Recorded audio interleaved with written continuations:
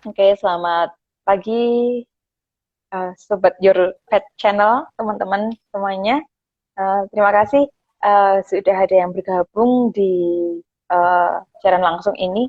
Kebetulan hari ini saya dan Dokter Fajar mau angkat tema diskusi ya. Diskusi terlalu ilmiah Ngobrol ya. aja, Tema ngobrol aja. obrolan itu tentang masitis. Kebetulan saya dan Dokter Fajar memang riset kami riset kami memang di masitis, terutama di sapi perah atau kambing perah.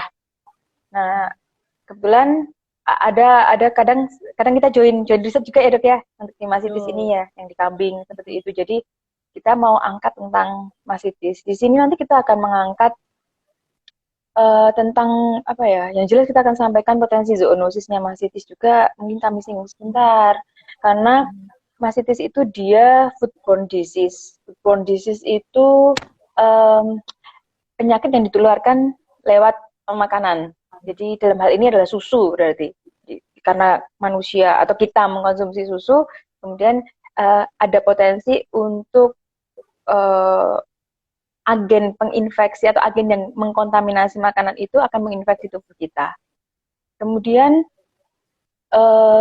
nanti kita juga akan singgung nih, bagaimana sih gejalanya ya? Ini mungkin mungkin umum sekali ya. Kemudian gimana sih deteksinya? Terus ini Dokter Fajri nanti akan sharing juga tentang risetnya yang berkaitan dengan metode deteksi yang terbaru mungkin seperti itu. Dan jurnalnya ini sudah accepted ya, tinggal nunggu publishnya nih. Tinggal nunggu publishnya, ditunggu ya dok ya.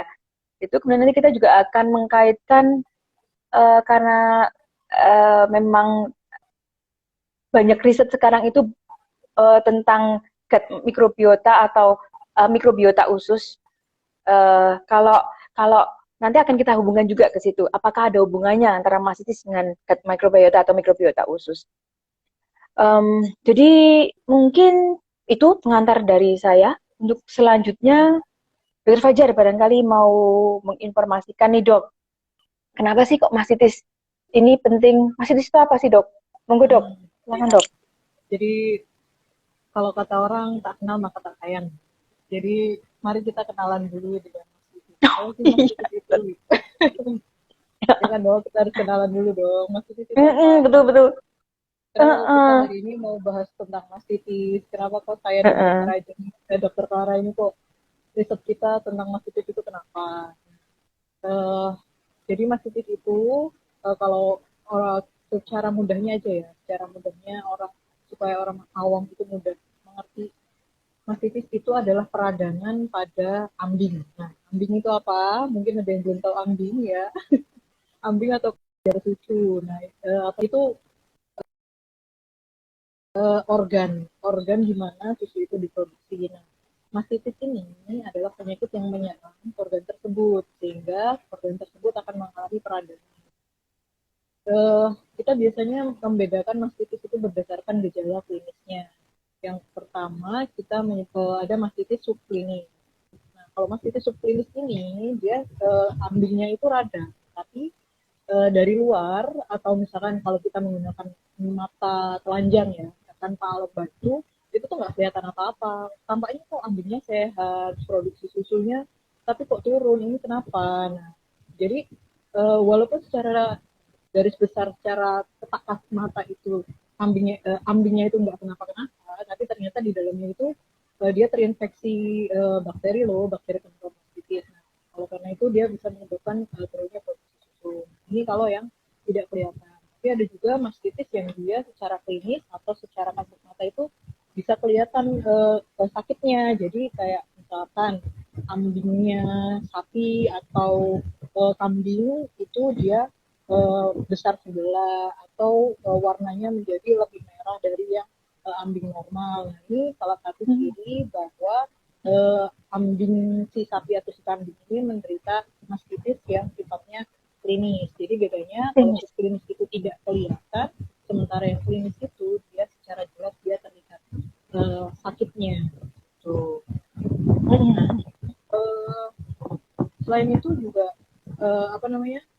Kita juga biasa secara sifatnya mastitis itu juga bisa dibedakan antara mastitis akut dan kronis. Nah, nanti saya akan cerita kenapa kok mastitis akut dan kronis ini nanti akan berhubungan dengan bagaimana cara kita mendeteksi penyakit ini. Karena di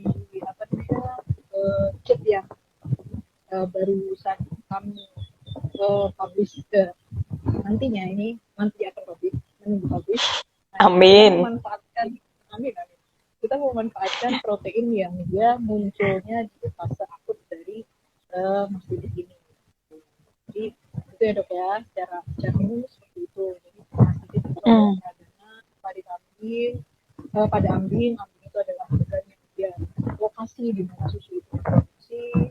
Nah, dan kita bisa membedakan antara mastitis subklinis dan mastitis klinis dari sifat atau gejala klinis yang ditimbulkan. Oke, menambahkan ya, sebenarnya mastitis ini tidak hanya di sapi ya dok ya, tidak hanya di kambing, tapi juga di manusia. Di semua hewan, termasuk manusia betul. Pokoknya semua mamalia, termasuk manusia itu ada potensi istilahnya terkena mastitis. Ibu yang sedang menyusui itu juga ada potensi terkena mastitis, terutama apabila misalnya ada sisa susu yang di dalam payudara ibu seperti itu. Kemudian di kucing, di anjing itu juga ada potensi menyusui. Juga hewan mamalia yang lain itu juga ada potensi mastitis ini. Nah, kemudian ini dok, kalau tadi dokter menyampaikan ada berdasarkan gejala klinisnya itu ada 2 ya jenis mastitis ya dok ya, mastitis klinis sama subklinis. Itu sebenarnya dua-duanya merugikan nggak sih dok? Dua-duanya kalau kita bicara dua-duanya itu merugikan. Justru biasanya mastitis subklinis ini yang nggak kelihatan ini, nah kita kayak berpikir bahwa hewan kita nggak kenapa-kenapa nih gitu kan, karena secara klinis kita nggak kelihatan, hewannya nggak kelihatan sakit. Tapi ternyata ketika kita hitung produksi susunya, ternyata turun drastis. Menurun ya? Iya, pasti dia akan mengalami penurunan. Walaupun secara fisik ambingnya itu tetap normal, akan tetapi ketika kita perhitungkan produksi susunya, pasti akan kelihatan banget bedanya antara hewan yang sehat dengan hewan yang sakit. Itu selain ada produksi susunya yang turun, kualitas susunya pasti juga akan turun. Jadi dari segi kuantitas saja, kualitas juga ya pun juga akan mengalami penurunan. Gitu. Jadi, berarti tidak hanya volumenya yang turun ya dok ya. Kalau volume turun, produksi susu turun, tentunya akan merugikan peternak ya dok ya. Tapi kalau misalkan dia juga ternyata sampai kualitasnya turun, ini yang juga membahayakan kalau ketika dikonsumsi. Ya mungkin kalau kualitas ya tidak istilahnya tidak berefek apa-apa seperti itu ya dok, ketika dikonsumsi ya sudah hanya sekadar tidak memenuhi standar. Oke dok. Nah, sebenarnya dok kan susu itu memang secara normal ya dok. Kalau mastitis kan memang nanti biasanya disebabkan dari beberapa bakteri seperti itu ya dok ya. Nah, saya berbicara dulu tentang susu normal dok. Susu normal pun yang langsung diperah dari sapi, itu pun juga sebenarnya kan ada kandungan bakterinya. Nah, memang dulu zaman dahulu kala itu yang diketahui adalah namanya susu segar yang langsung diperah dari hewan langsung, itu tidak ada bakterinya. Tetapi kesininya akhirnya ya kita tahu bahwa susu segar, susu normal, susu yang tidak sakit gitu ya dok ya, itu pun juga tetap ada kandungan bakterinya.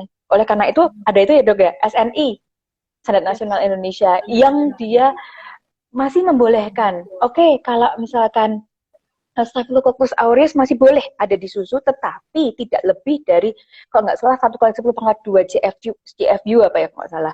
Kemudian kalau salmonella misalkan harus sama sekali tidak boleh ada. E. coli itu karena patogenik sekali, jadi sama sekali tidak boleh ada. Itu sesuai dengan SNI. Makanya jangan kaget sebenarnya kalau misalkan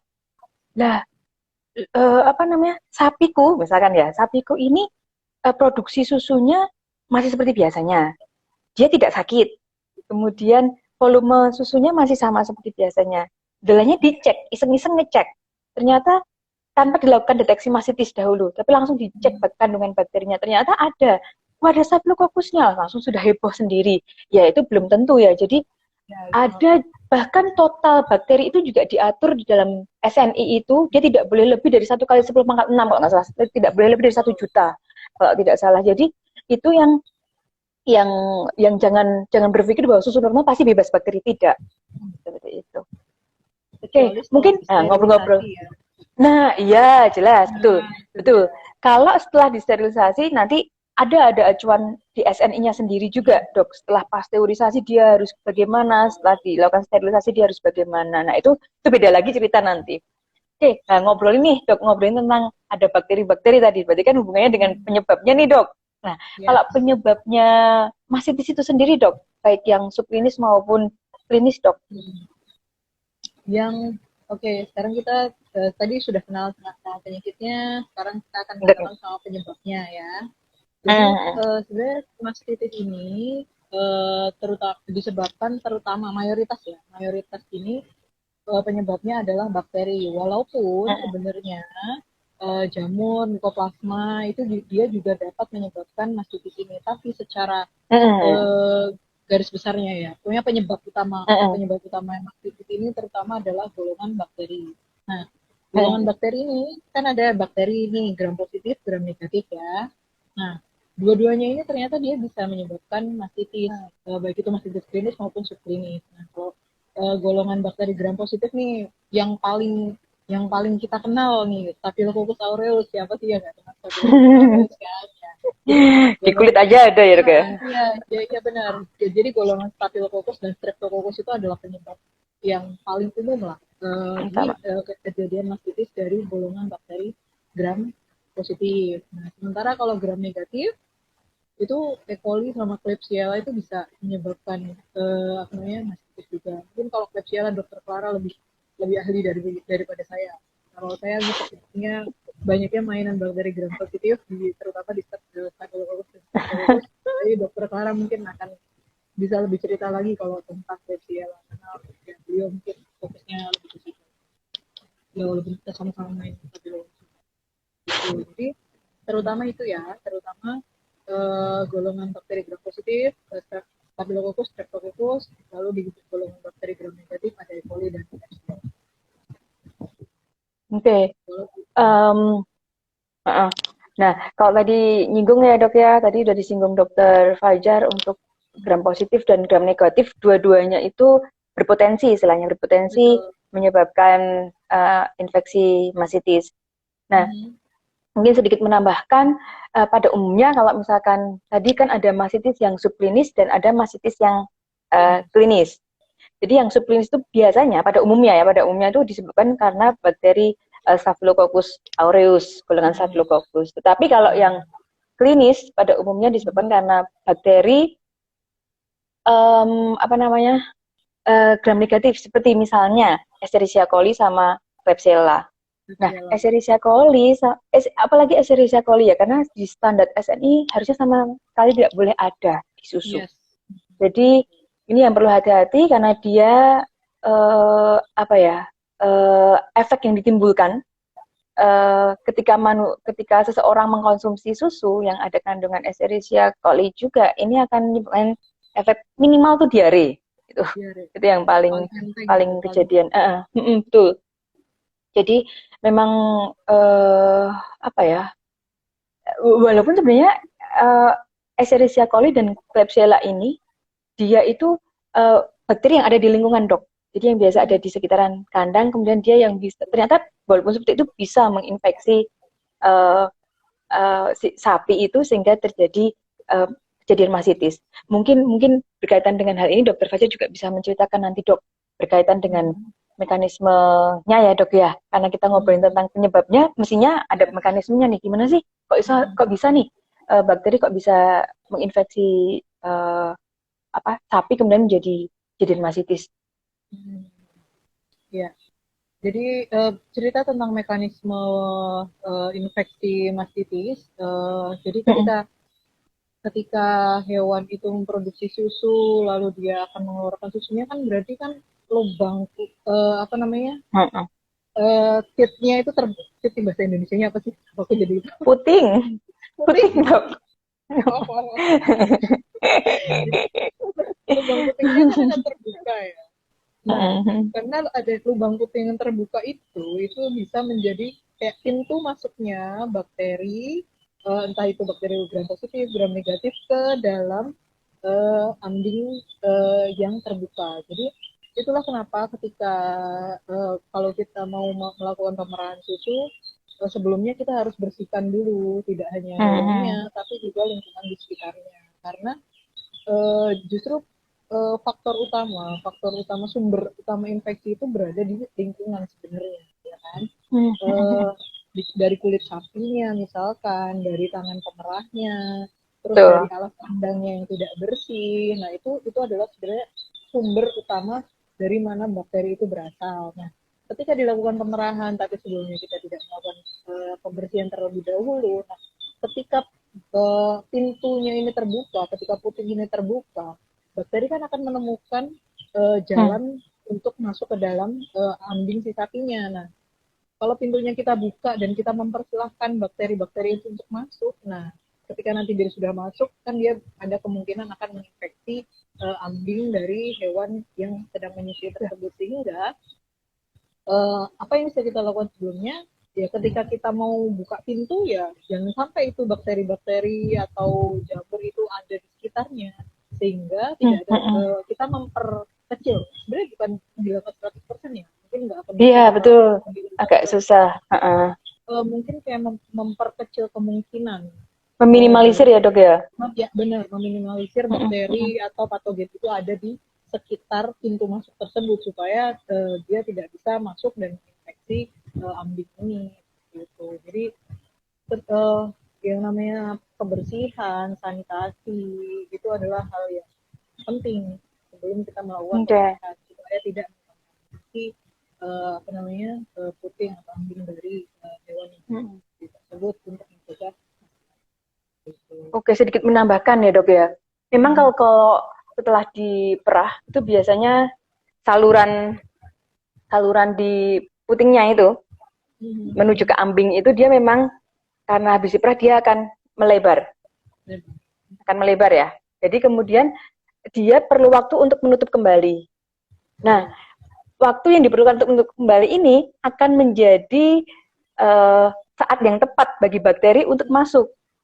Kalau misalkan dia setelah diperah tidak di dipping, dia efeknya adalah ya sudah dia menunggu waktu tinggal menutup kapan, dia nunggu aja. Tapi bakteri yang tadi ada di sekitaran ambing, misalkan bakteri yang ada di kulit ataupun di sekitaran kandang, dia misalkan sapinya habis perah misalkan nepro, nah dia akan masuk ke putingnya tadi. Tetapi ketika dia di dipping dahulu, kemudian istilahnya kalau di kita mungkin kayak cuci tangan tuh ya dok ya. Dan dipping itu fungsinya untuk membunuh bakteri yang di sekitaran. Kemudian dia ada waktu untuk menutup diri si putingnya ini, sehingga bakteri nggak akan bisa masuk. Memang kuncinya ada di dipping itu.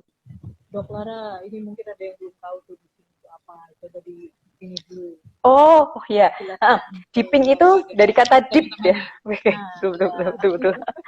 Dip itu dari kata dipping itu dari kata dip ya. Dip itu mencelupkan. Nah, itu mencelupkan si puting ini ke dalam cairan desinfektan.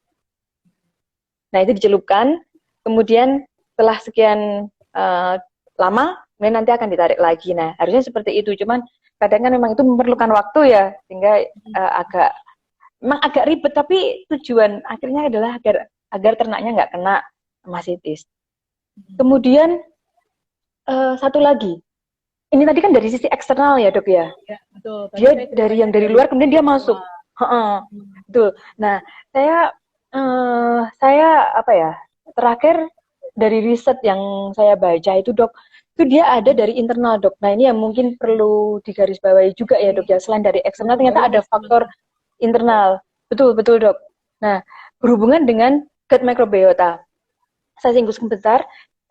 Mikrobiota usus dulunya memang hanya yang diketahui itu adalah di usus ada mikrobiota titik sampai situ. Tapi ternyata lambat laun sudah diketahui bahwa di lambung, misalkan di manusia ya di lambung, kemudian juga termasuk apalagi di rumen, kalau lambung manusia kan dia asid sebenarnya sifatnya ya dok ya, tapi ternyata kedetek ada yang baru diketahui sekarang ada satu dok, Helicobacter pylori itu ya, itu ternyata juga ada tinggal dengan nyaman di lambung. Nah kemudian ada kalau di sapi itu di rumen. Kenapa rumen kok ternyata banyak sekali bakteri toh? Bahkan banyak dilakukan ruminotomi apa untuk diuji sering diuji itu ya untuk apa namanya untuk membantu betul. Nah rumen itu iya betul. Nah rumen itu lambungnya sapi yang paling banyak bakteri di situ dok. Nah, ketika sapi itu dalam masa laktasi atau diperah ya, masa bisa mengeluarkan memproduksi susu, ini biasanya peternak akan memberikan pakan yang untuk mengoptimalkan produksi susunya. Jadi dikasih yang high concentrated diet atau apa diet pemberian pakan konsentrat yang dia lebih tinggi jumlahnya daripada biasanya seperti itu. Jadi konsentrasi jadi apa volume konsentratnya lebih banyak, perbandingannya rasionya lebih banyak. Perbandingan antara betul. Konsentrat dengan hijauan itu akan lebih banyak di betul. Oh, tetap banyak di hijauan karena sapi dasarnya dia adalah herbivora, tapi prosentasenya yang biasanya misalkan hanya 20% ini bisa bahkan kadang sampai ke 40% seperti itu.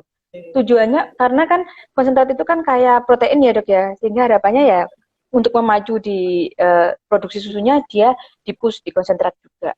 Tetapi ya butuh lemak susunya itu dari hijauannya itu dok. Nah kemudian setelah apa namanya karena dikasih pakan yang tinggi konsentratnya, ternyata itu akan memacu pH di rumen itu turun dok. pH di rumen turun drastis, padahal di situ banyak sekali gram negatif ya, kebanyakan di rumen itu dia gram negatif dok.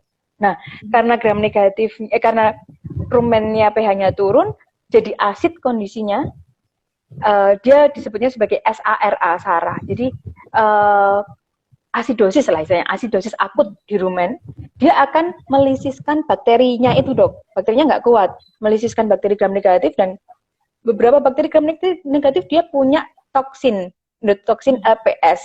Nah ini dia yang dia lepas. Nah LPS ini yang dia bisa jalan nih dok ke pembuluh darah. Jadi sel epitel rumennya itu seperti pintu geser itu loh dok, pintu yang geser ya. Lipopolisakarida kan? Lipopolisakarida, ya itu endotoksinnya punya gram negatif betul. Nah kayak pintu geser, dia tuh bisa membuka ini apa kayak pintunya dari rumen ke darah, ke sirkulasi darah. Jadi bisa membuka itu. Nah ini yang jadi masalah. Akhirnya dia dari sirkulasi itu sebenarnya bisa dia lari ke kan pasti dari sirkulasi pasti ke liver dulu karena karena hati itu adalah organ yang digunakan untuk detoksifikasi ya dok ya, untuk mengeluarkan racun. Cuman kalau dia LPS-nya itu banyak sekali ya tetap nggak kuat, nggak mampu, dia akhirnya tetap lagi balik ke sirkulasi hingga akhirnya sampailah dia ke glandula mammae. Di glandula mammae dia juga bisa membuka pintunya. Jadi kita bisa mendengar blood brain barrier. Nah di glandula mammae dia juga ada blood milk barrier. Si LPS ini dia bisa membuka. Betul. Cuma di otak aja, tapi ternyata ada di glandula mammae pun ada barrier. Ya, bisa ada barrier. Ini. Nah itu akhirnya dia bisa terjadi mastitis. Gitu dok. Itu karena rumen mikrobiota tadi. Oke, berarti tadi udah ini ya dok ya, dari penyebab dan mekanisme eksternal dan internal yang baru ya, termasuk baru buat kita ya mungkin ya dok ya. Itu sekarang kita lari nih dok, kita lari ke gejalanya dok, ke gejala mastitis dok. Nanti sekalian mungkin lanjut deteksinya kali ya dok ya. Gejalanya kan ya tadi sebenarnya gejala sudah disinggung di awal sih ya dok ya, karena mastitis ada dua, yang bergejala dan yang nggak bergejala, subklinis sama yang klinis. Nah ini nih, yang subklinis sudah kita abaikan karena dia nggak ada gejalanya. Yang klinis nih dok, yang klinis gejalanya ya jelas ya, membengkak ambingnya kan dok. Ambingnya bengkak, biasanya merah, terus apa namanya? Kadang kalau misalkan kita raba itu dia akan lebih panas karena kan di situ ada infeksi ya, ada infeksi, ada peradangan. sehingga Oke. otomatis akan supply darah ke organ yang dia mengalami infeksi kan pasti akan lebih tinggi kan, sehingga menyebabkan adanya Mm-mm. kenaikan suhu di situ. Nah, jadi kayak Mm-mm. bengkak, merah, panas itu adalah hal umum yang biasa kita temukan kalau ada proses peradangan. Nah, selain itu Mm-mm. ya apa namanya, bengkaknya itu bisa sampai ukurannya itu antara yang kalau di sapi ada 4 ya, ada 4 kuartir, sementara kalau di kambing ada 2. Nah, itu Mm-mm. ukurannya itu bisa sampai berubah, sampai beda banget antara yang satu dengan Oh. yang lainnya. Jadi bengkak apa namanya, kebengkakannya itu bisa terlihat dengan jelas kalau apa namanya itu di mastitis klinis itu. Karena ya itu apa namanya, hmm, mungkin jaringannya yang tadinya itu dia isinya alveoli di mana tempat susu itu dibentuk, dia akan berubah jadi jaringan ikat. Jadinya biasanya kalau misalkan kita palpasi, kita sentuh nih ya, kita sentuh, Mm. biasanya ambingnya itu akan terasa lebih keras kalau dibandingkan dengan ambing Ah. yang normal. Kalau ambing yang normal kan biasanya empuk ya, lebih empuk kalau kita Mm. sentuh. Sementara kalau kalau kita menyentuh ambing yang dia itu sudah mengalami mastitis, apalagi mastitisnya sudah kronis, itu biasanya apa namanya, alveoli di situ akan tergantikan dengan jaringan ikat, sehingga menyebabkan ketika kita sentuh dia akan menjadi lebih keras. Tuh. Mm. Nah, Oke, kadang-kadang oke, kalau oke. misalkan infeksinya sudah parah, itu nanti lama-lama ambingnya itu mati. Jadi dia udah nggak produksi susu lagi. Bisa, Iya, bisa bahkan dibayangkan ada yang ya. sampai terlihat ada gangren tuh loh, Dok. Ya, bisa sampai biru Jadi kan, kayak bisa melepuh. biru atau hitam. Biru, Iya, benar. hitam. Betul. Ya, Iya, kadang-kadang iya. peternak keluhnya kayak gini, kalau udah sampai seperti itu kan dia tidak akan mampu memproduksi susu lagi. Yang biasanya sehari misalkan 4 liter, kalau ada satu bagian dari ambing yang mati, sehingga dia udah nggak produksi lagi kan bisa turun jadi 3 liter per hari misalkan. Hmm. Itu jadi akan kerasa banget penurunan produksi susunya ketika sudah Oke, sampai oke. apa namanya, jaringannya mati, tidak memproduksi susu lagi. Nah, sehingga bagaimana caranya supaya jangan sampai kejadian tersebut, apa namanya, kematian jaringan itu jangan sampai terjadi. Kita sudah bisa mendeteksi nih. Jadi itulah kenapa butuh yang biasanya kita sebut kit deteksi cepat ya. Bagaimana supaya kita bisa mendeteksi secepat mungkin apa namanya, kejadian mastitis ini, sehingga Mhm. kerugian ekonomi yang ditimbulkan akibat mastitis ini Mhm. bisa diminimalisir. Bisa ditekan ya. Karena itu Benar-benar. benar. Nah, oleh karena itu penting nih, apa namanya, penting banget ya namanya kit deteksi dini mastitis, itu sangat penting. Itulah kenapa salah satu apa namanya faktor penunjang juga apa namanya riset saya sebelumnya juga tentang pembuatan kit deteksi mastitis subklinis yang bisa dilakukan langsung di lapangan, terus bisa dilakukan secara cepat, dan tentunya dengan tingkat sensitivitas yang tinggi. Walaupun Sebelum sebenarnya masuk ke kit deteksi yang cepat ini, Dok, ya, mungkin perlu yang umum dulu aja deh, Dok. Yang ya, umum yang biasa bisa atau bisa dilakukan peternak itu yang apa, Dok? nah sebenarnya udah lama ya, maksudnya selama ini kan peternak menggunakan kit deteksi yang paling umum dipakai di peternak itu kan menggunakan CMT, atau kepanjangannya adalah California Mastitis Test. Nah, ini kit deteksi yang paling umum digunakan oleh peternak. Biasanya kita pakai Hmm. pedal, pedal bahasa Indonesia apa? Ayo, Bentar, kalau pedal apa ya? pedal. Jadi Pedal ya pedal pop. pedal ya. Jadi Jadi kita pakai ini kayak ya kayak kayak alat alat alat di situ ada kayak yang biasanya ada ada 4 lubang di wadahnya situ untuk ya, menampung, menampung susu. untuk Nah, menampung biasanya susu.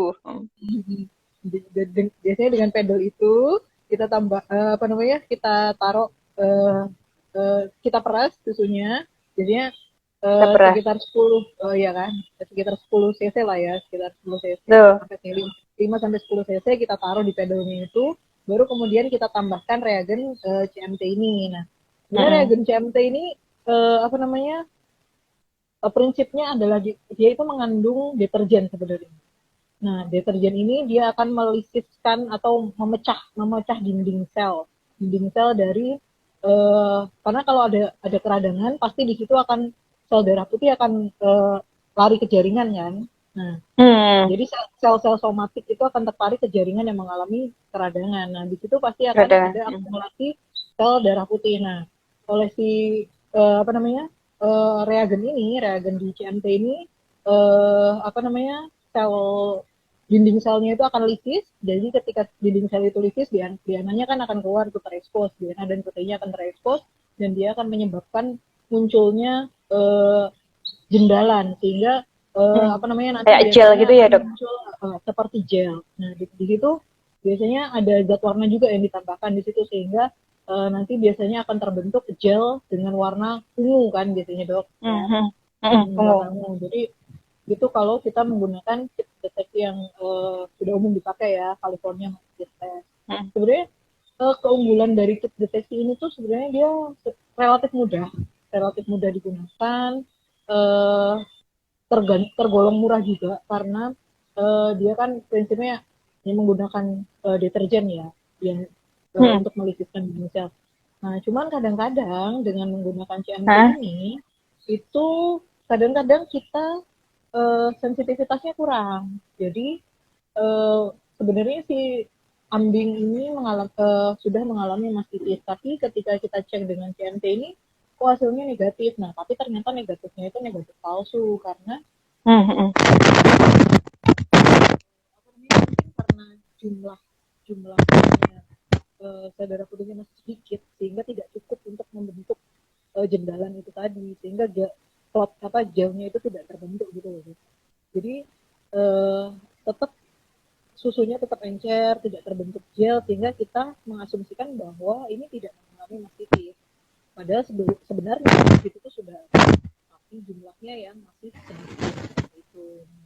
Ini Hmm. kan menyebabkan kita diagnosanya jadi negatif padahal negatif palsu sebenarnya kan. Gitu. Ya, Jadi saya menambahkan sedikit dok. ya, Sebelum ini dok, saya menambahkan tentang CMT tadi. Ada dua hal yang saya tambahkan. Yang pertama, saya pernah oke. riset kecil-kecilan dok, tapi nggak ini ya, nggak di share ya. Cuman riset kecil-kecilan gitu. Kami pakai, saya dengan tim saya pakai ini dok. Ya, karena uh, prinsipnya CMT adalah deterjen ya dok ya. Ini saya Deterjen. pakai membandingkan Pakai deterjen deterjen. tuh. Dari deterjen dari cuci piring, kemudian cuci baju, satu lagi apa saya lupa sampai. Nah, ini kami nyoba bandingin kan. Sebenarnya memang dok gelnya itu terbentuk, hanya saja kendala di deterjen adalah mungkin karena dia nggak ada warnanya ya dok ya. Jadi dia Warnanya. ada jendalan, ada gelnya, tetapi jadi terkesan tidak sejelas yang CMT karena CMT itu paddle-nya sendiri warnanya agak krem gitu ya dok ya, Ya, putih ya agak krem krem. gitu ya dok ya. Itu Nah susu. kalau misalkan deterjen ketika kena susu itu dia nggak berubah warna, jadi warnanya Warna. ya hampir sama seperti krem-krem gitu dok. Jadinya Tapi memang agak konsistensinya susah tap. gimana? Iya, Konsistensinya. ada gelnya, ada gelnya. Ada gelnya. Terlihat. Nah, mungkin barangkali untuk alternatif ya peternak yang misalkan pas kehabisan CMT atau apa mungkin bisa pakai ini deterjen mungkin Versi dengan lebih konsentrasi murah. tertentu loh ya tapi dan yang Nah, itu murah. dia. Terus Konsentrasinya itu yang kita nggak bisa uh, ukur kan. ya ya kemudian yang kedua ini dok. Nah, kalau konsentrasi kemarin saya pakai di 7,5, 15 sama 30 kalau tidak salah. Nah, memang yang paling bagus ya, ya memang dia yang konsentrasinya lebih tinggi ya dok ya, itu yang paling bagus kemarin. Jadi di, dose dependent manner lah apa sesuai dengan konsentrasinya itu semakin tinggi semakin bagus kemarin saya nyobain seperti itu. Nah kemudian dok yang kedua uh, berbicara tentang pengujian CMT karena dia uji kualitatif ya bukan kuantitatif Ya, jadi dia ya, hanya ya mendeteksi dia benar. masih sisa apa enggak. Nah ini ada perbedaan teman-teman perbedaan ketika kita menguji CM mendeteksi mastitis dari susu kambing mastitis dengan susu sapi. Sapi. Jadi susu sapi Ya, itu perbedaannya adalah di sel lemaknya yang diproduksi. Kalau susu sapi apokrin. itu kebanyakan dia merokrin, kalau yang sapi merokrin. Kemudian kalau yang di kambing itu apokrin. Nah, Apokrin. khusus untuk apokrin ini apa ya? Dia tuh bisa mengikat apokrin. Jadi apokrin ini normal dalam susu kambing dan dia juga bisa mengikat deterjen juga gitu karena dia juga banyak sitoplasmanya dia banyak debris sitoplasmanya di situ sehingga dia bisa berikatan dengan deterjen di atau aryl sulfonat ya itu salah satu jenis deterjen yang ada di CMT. Nah, dia bisa mengikat itu sehingga biasanya kalau karena itu hanya karena deteksi masitis itu kita hanya visual, jadi kalau misalkan dia ada jendalan tapi ada bentukan seperti massa menggumpal tapi tidak membentuk gel misalkan itu yang misalkan di sapi dia disebut sebagai positif satu, di kambing itu ya hanya disebut sebagai positif satu tapi bukan masitis. Mulai masitis adalah masuk ke positif 2 dan 3 apalagi 3 gitu. Jadi kalau positif satu di kambing itu jangan disebut masitis ya teman-teman. Ya disebut aja positif satu memang, tapi untuk interpretasinya itu dia belum masitis gitu. Yes. Nah, Oke, oke. itu juga sebenarnya yang mendasari kenapa kita bikin kit deteksi ini, dan memang kemarin kita aplikasikannya di kambing sih dok. Belum Oh, langsung kambing ya? kemarin kita langsung Oke, oke. Jadi untuk mengantisipasi ini apa namanya si apokrin ini juga berikatan sama deterjennya kan, jadi memang Ya, ya, ya. langsung kita nyasarnya langsung ke kambing karena memang biar dia bisa jadi kayak alternatif diagnostik kit untuk deteksi masitis di kambing. Oke, berarti kit deteksi cepatnya Dokter Fajar ini dia memang basisnya protein ya dok ya? Ikatan protein-protein ya dok ya? Oh, berarti memang lebih spesifik. Jadi kita memanfaatkan namanya protein haptoglobin. Nah ini sebenarnya hasil risetnya Saras ini apa namanya bimbingannya Prof. Isrina. Saya cuma melanjutkan apa namanya, kalau Saras kan kemarin dia menggunakan Elisa. Nah saya coba di apa namanya gunakan latex agglutination supaya bisa langsung diaplikasikan di lapangan. Kalau Elisa kan nggak mungkin kita lakukan Elisa di lapangan. Harus dibawa, dibawa ke lab. Harus bawa dulu ke lab sampelnya. Nah, saya berpikir bagaimana caranya supaya apa namanya metode ini tuh bisa langsung diaplikasikan di lapangan. Nah, saya kombinasikan antara si protein anti haptoglobin ini dengan latex agglutinasi sehingga langsung kita bisa aplikasikan di lapangan tanpa kita perlu bawa ke lab dulu. Gitu. Dan ini relatif cepat, 1 menit gitu kita sudah bisa melihat perbedaannya. Kalau kita menggunakan CMT yang muncul kan jendalan ya, apa namanya dia membentuk gel seperti itu. Sementara kalau kita menggunakan kit gamma anti, kita kasih nama namanya gamma anti haptoglobin. Oke, keren. Gamma anti haptoglobin. Gajah Mada. Gajah Mada anti haptoglobin gitu. Nah, kenapa kita memanfaatkan protein haptoglobin ini? Nah, karena protein haptoglobin ini adalah protein yang dia muncul, dia adalah salah satu bagian dari acute phase protein. Jadi dia adalah protein yang muncul di fase awal dari apa namanya adanya infeksi atau peradangan. Sehingga kita akan bisa mendeteksi dia apa namanya lebih cepat karena memang tujuannya memang deteksi cepat masitis kan. Nah, kita pengennya secepat mungkin kita bisa tahu bahwa hewan kita itu mengalami mastitis. Oleh karena itu kan kita memanfaatkan protein yang dia memang muncul di awal kejadian mastitis. Nah, sebenarnya protein ini tuh tidak hanya ditemukan di susu, tapi juga dia bisa ditemukan di darah. Tapi ternyata riset menyebutkan bahwa ternyata kenaikan haptoglobin di susu itu justru lebih cepat daripada di darah ini pada saat kejadian mastitis. Sehingga, nah ini memudahkan kita kita memudahkan kita bahwa ketika dia sudah mengalami kenaikan haptoglobin di susu, nah kita akan bisa gunakan si haptoglobin ini sebagai biomarker untuk deteksi cepat mastitis. Itu yang mendasari apa namanya Saras dulu ini apa namanya menggunakan haptoglobin ini sebagai deteksi mastitis. Gitu. Saya sih cuma nerusin. Wah keren ya. Biar lebih aplikatif dok ya kan, karena biar lebih aplikatif ya. Ya kita di sekolah vokasi kan harus aplikatif. Vokasional ya, betul. Gitu. Jadi kita memanfaatkan ilmu yang sudah dikerjakan anak-anak di fakultas, ya kan yang akademik. Nah kita aplikasikan yang terapannya di lapangan. Bener. Itu oke. Tapi misalkan dok, kemarin yang dokter lakukan itu untuk yang pengujian kan untuk akut berarti ya dok ya. Kalau misalkan kemarin misalkan nih dok, misalkan dia yang agak sudah masih subklinis yang sudah agak lama begitu, Pernah dicobakan belum, Dok?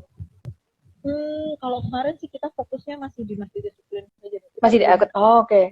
Karena di Kita belum fase fokus awal di gitu ya, Dok ya. Fase ya, karena awal memang dia tuh infeksi akut itu tujuannya. akut phase protein kan. Memang tujuan kita Mm-mm. fokusnya di yang dia masih awal gitu. Kalau Oke, udah oke. akhir-akhir mah, nah, apa namanya udah kelihatan lah ya. Maksudnya pakai CMT pun juga juga apa namanya udah Mm-mm. kita deteksi. Nah, tujuan kita ini kan supaya harapan kita dengan protein base ini kan dia lebih tinggi sensitivitasnya. Jadi kemarin kita sempat Mm-mm. bandingin ya. Kemarin kita sempat bandingin antara gamma antihaptoglobin ini sama CMT. Kita bandingin nih hasilnya seperti apa. Mm-mm. Dan ketika kita lakukan kita bandingkan aplikasi gamma antihaptoglobin sama dan CMT di lapangan, lalu kita bandingkan dengan hasil ELISA di laboratorium. Karena kita pengen ngecek nih sensitivitasnya tinggian yang mana, bener atau enggaknya gitu kan. Nah ternyata kemarin dari hasil yang kita lakukan di lapangan, dengan menggunakan CMT, itu kita ketemu dari 50 sampel, itu kita ketemu 3 positif dengan menggunakan CMT. Lalu dengan menggunakan gamma antihaptoglobin, kita ketemu 4 yang dia negatif. Oke. Gitu. Lalu kita mau konfirmasi, bener nggak nih, apa namanya, Mm-mm. bener nggak hasilnya. Lalu kita bandingkan hasilnya dengan kita melakukan ELISA di laboratorium. Ternyata ketika kita lakukan ELISA, hasilnya 4 Empat. gitu. Iya, Oke. jadi kalau dengan CMT ternyata ada 1 nih yang miss gitu. Mm-mm. Jadi saya mungkin itu benar-benar fase awal ya, Dok ya, sehingga tidak kedetek di Iya, SMT jadi gitu. belum belum kedetek dengan CMT, tapi sudah Mm-mm. kedetek dengan gamma Dengan antihaptoglobin. lateksnya. Oke, ya, ya, ya, ya. Oke, Dok. Habis ngobrol tentang ini ya, deteksi ya. Mhm. Lumayan seru juga ya, Dok ya. Ini kita Ya, karena sudah dideteksi nih, Dok. Karena sudah dideteksi berarti perlu diinfo juga nih, Dok, tentang pengobatan kali ya. Karena namanya kalau sudah kena masitis, apalagi kalau sudah telat gitu ya, Dok ya, kena masitis. Mungkin kalau di fase awal kita bisa push di apa namanya, misalkan di dippingnya dan sebagainya. Tetapi kalau misalkan dia sudah positif kena masitis gitu, kira-kira pengobatannya gimana ya, Dok ya? jadi kalau pengobatan lagi-lagi karena ini kan penyakit bakterial ya. Penyakit Mm-mm. bakterial nanti pengobatannya pasti kita gunakan antibiotik. Akan tetapi penggunaan antibiotik ini harus Wah, dengan sangat iya. hati-hati ya, apalagi Ya, isu antimikrobial resisten ini kan sudah menjadi resisten isu global ya, isu global yang global. kalau kita nggak aware dari sekarang, itu kita kayak mengorbankan masa depan kita nanti gitu. Kalau dari Mm-mm. sekarang mereka bakteri-bakteri ini sudah banyak resisten dengan antibiotik, nanti kalau di masa depan kita sakit, kita mau diobatin apa gitu. Jadi Mm-mm. oleh karena itu untuk penggunaan antibiotik ini harus hati-hati sekali, apalagi ya seperti kita tahu ya, apa namanya, peternak banyak melakukan pengobatan sendiri, apalagi nih kayak tadi saya misalkan ngecek ngecek merek obat tertentu, ternyata di Shopee dijual bebas.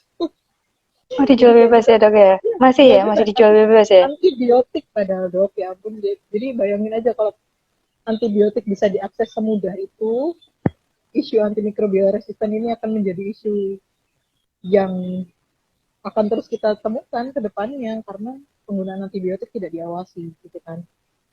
Nah, Mm-mm.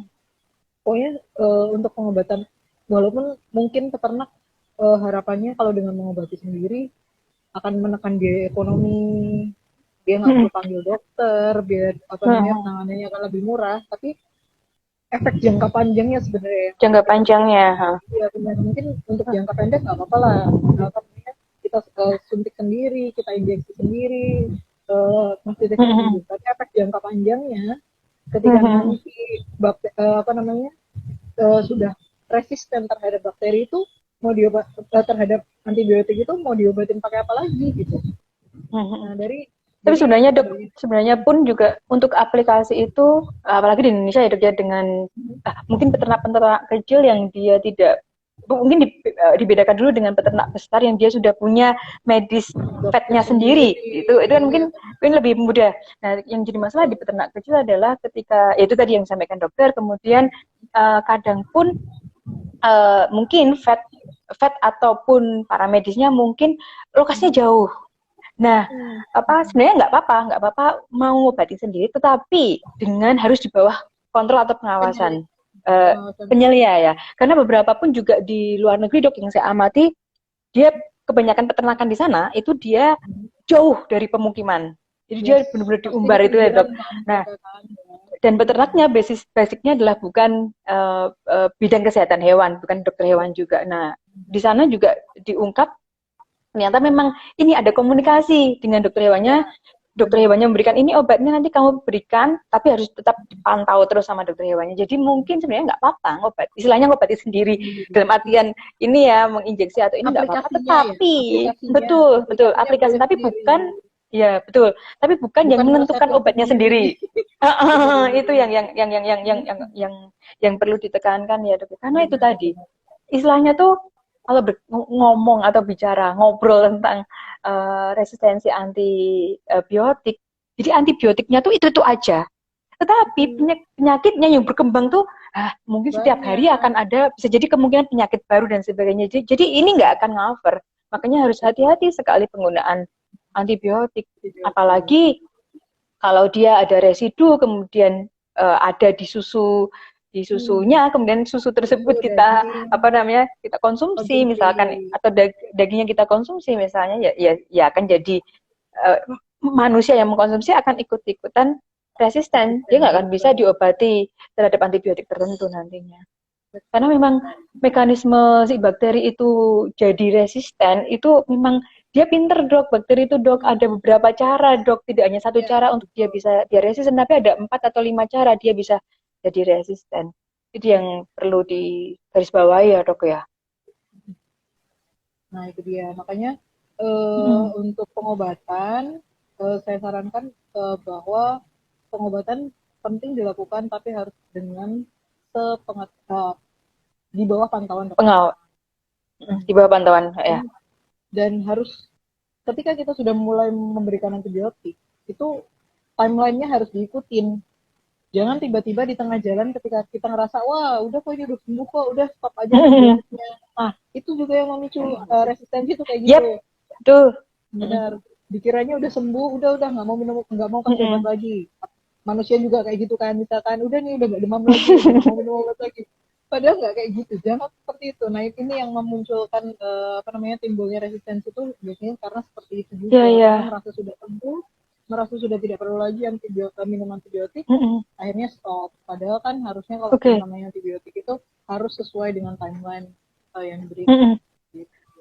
Jadi mungkin cara mudahnya kalau kita batuk kemudian diresepin antibiotik dan obat batuk gitu ya dok ya. Nah obat batuk itu kalau misalkan batuknya udah nggak ada, nggak diminum nggak apa-apa. Tetapi kalau yang antibiotik, karena dia itu sasarannya adalah istilahnya membunuh bakteri, mengurangi jumlah bakteri di situ, ya dia harus habis. Kalau enggak nanti dia istilahnya nanggung, akhirnya dia bisa itu tadi meresistensi tadi. Betul. Jadi misalkan antibiotik harus 5 hari, disarankan sama dokter hewannya harus 5 hari ya. Harus 5 hari itu, nggak boleh hari ketiga stop, hari keempat stop, itu nggak boleh. Atau skip, hari ketiga nggak usah, besok. Jadi 10 hari, jadi tetap 5, tapi hari ini kasih, besok enggak, hari ini kasih, besok enggak, itu juga nggak bisa. Gitu. Jadi harus sesuai dengan anjuran.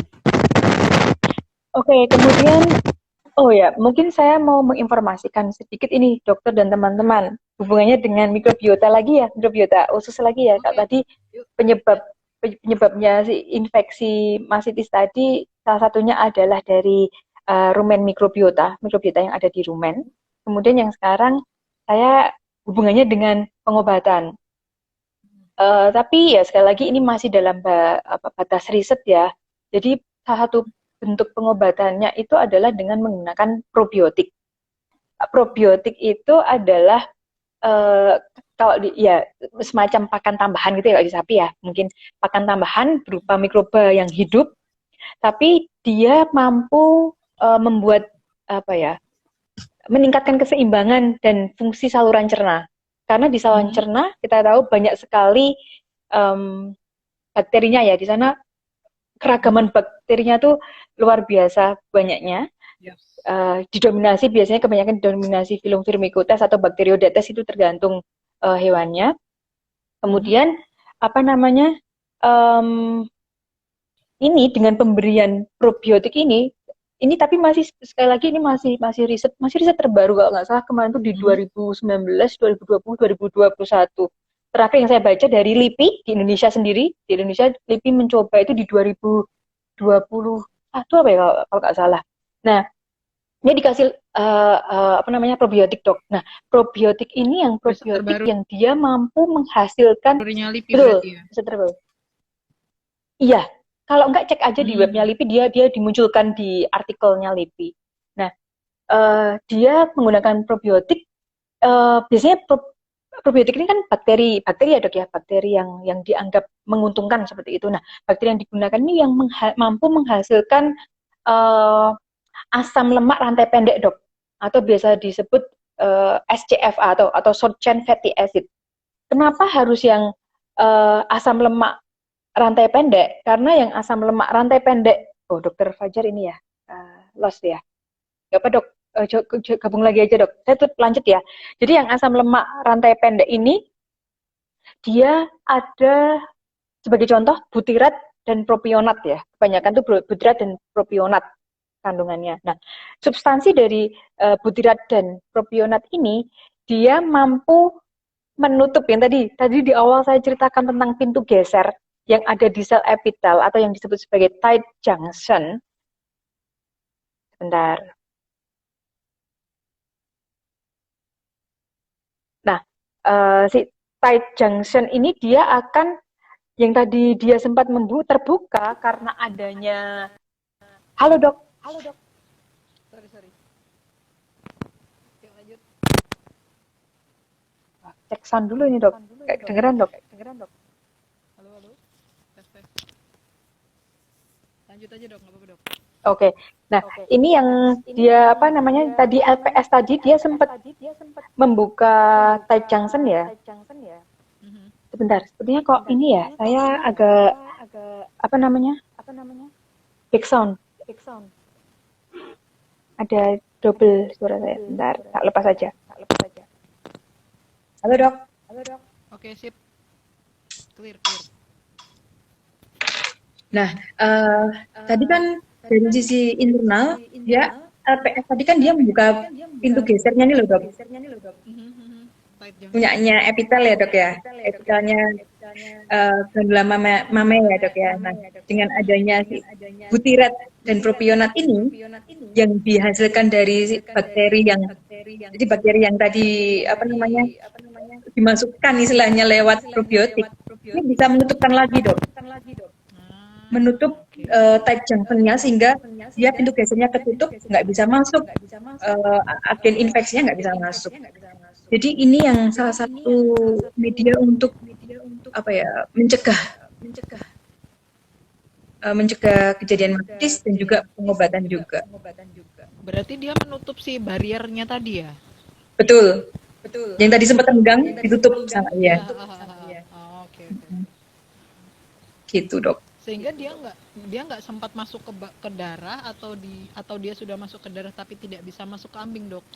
Yang di sebelah mananya dia berfungsinya, Dok? Bisa keduanya, Dok. Kalau misalkan di sana bakteri yang digunakan di probiotik ini, dia yang bakteri yang bisa hidup di rumen. Rumen kan dia kondisi tertentu ya, Dok ya. Dia harus anaerob kan, Dok. Nah, biasanya yang digunakan di probiotik sapi ini, sapi atau kambing, dia adalah yang bakteri yang dia bisa tahan di anaerob. Contohnya adalah lactobacillus. Seringnya ada yang digunakan lactobacillus casei, Dok. Kayak Yakult berarti ya? Apa, Dok? Diminumin Yakult aja kalau gitu. Yakult. Nah, itu dia, makanya saya juga kepikiran konsumsi, cuman hati-hati juga, Dok, kalau ya sapi dikasih Yakult. Cuman kalau untuk di kita Di manusia emang harus dibatasi ya kalau misalkan jatuh ya, karena gulanya kan agak tinggi ya dia ya. Ya, ya, ya. Gitu. Jadi ya bagus sih, benar. Itu dokter. Jadi sebenarnya kedepannya bisa menjadi alternatif ya untuk probiotik ini. Oke. Ya, ya, ya, ya. Jadi kita Oke dok, ini melakukan masih ada waktu 5 menit lagi dok. Kita sudah tuntaskan tadi ini kan. Nah ini sekarang kita mungkin perlu meng-highlight dok. Meng-highlight untuk tadi yang key point di mastitis ini gimana sih dok? Gitu. Tunggu dokter aja dulu deh. Oke, saya dulu ya. Sebenarnya kunci utama mastitis itu kalau kalau saya bilang ya, kalau menurut saya itu yang paling penting itu justru di pencegahannya. Jadi jangan sampai kita membiarkan bakteri itu masuk ke dalam ambing sampai menyebabkan mastitis. Kalau dia sudah terlanjur masuk, kan kita harus melakukan pengobatan. Itu kan nanti pasti akan keluar biaya. Selain itu kita juga akan mengalami penurunan produksi, sehingga key point-nya justru yang harus kita lakukan sebenarnya mencegah bagaimana supaya mastitis ini tidak terjadi, bagaimana supaya bakteri-bakteri ini tidak punya peluang untuk masuk ke dalam ambingnya sehingga mastitis ini tidak terjadi. Oleh karena itu yang paling penting dilakukan kalau menurut saya ya pencegahan ini dok. Jadi bagaimana kita terutama sanitasi ya dok, karena ini adalah hal yang paling penting. Bagaimana kita menjaga kebersihan lingkungan kandang, bagaimana kita menjaga kebersihan tidak hanya lingkungan kandang sebenarnya, tapi juga orang yang melakukan pemerahan. Karena orang yang melakukan pemerahan ini kalau dia nggak higienis, dia bisa menjadi salah satu perantara atau penyebab masuknya bakteri ini juga ke dalam sapi atau kambingnya. Karena kan dia akan berhubungan langsung ya. Jadi pemerah ini yang dia menyentuh langsung ambing dari hewannya, sehingga kalau kebersihan dari pemerahnya ini tidak dijaga, dia juga dapat menjadi salah satu sumber infeksi bakterinya gitu. Jadi kebersihan lingkungan juga harus terjaga, kebersihan pemerah juga harus terjaga, dan juga kebersihan sapinya. Makanya kan perlu dilakukan biasanya dimandikan dulu sebelum dilakukan pemerahan kan. Nah itu kalau dari point of view saya ya, yang paling penting justru pencegahan dok. Nah kalau dokter Clara gimana, mungkin ada pendapat lain atau mendukung pendapat saya? Ya sama dok, saya hanya penekanan di 3 hal ya.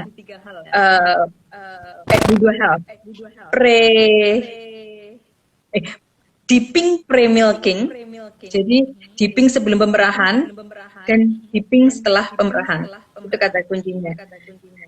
Memang agak ribet ya, diperah kemudian harus di dipping beberapa waktu, kemudian nanti masih sapi yang lain. Tapi memang harus seperti itu. Ya, memang salah satu riset saya dan salah satu produk saya yang sedang diajukan paten ini, dia memang kami berupaya menggunakan dipping yang praktis. Jadi dippingnya pertama modelnya disemprot atau dicelup bisa juga. Kemudian saya hanya fokus menggunakan herbal dok. Nah herbalnya itu ada tambahan substansi tertentu yang dia bisa sebagai cover. Ketika nanti disemprotkan atau ketika nanti dippingkan, dia lalu membentuk seperti agar-agar itu loh dok, menyelimuti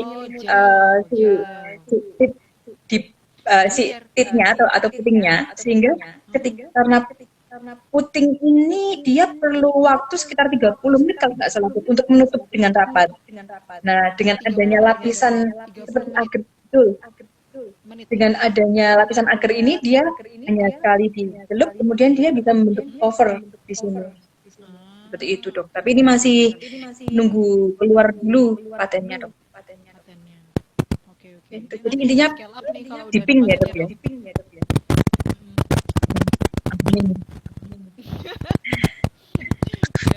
Oke dokter Farja, ini kita sudah 4:11. Kita ketemu lagi nanti di anginmu dok.